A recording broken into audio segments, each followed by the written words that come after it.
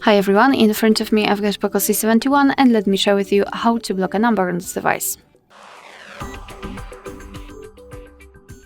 So let's start with opening first of all your contact list. We will block the contact from the number from the contacts. Let's enter the contact and tap on the three dots icon in the right upper corner. Now let's tap on block and confirm it with OK. We do not have any kind of icon, but after tapping on the three dots icon, we've got this unblock option, which means it indicates basically that it is blocked. Of course, you can unblock it, but let me leave it like this. And the second way is to block the number directly from the blacklist. So now we have to enter the dialer, the nuisance for example, and tap on the three dots icon in the right upper corner. Tap on the settings and enter blocked numbers. And as you can see, that's the number we blocked from our contacts, so the previous option also works.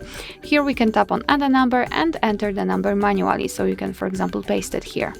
Tap on block and it will immediately appear on the blacklist.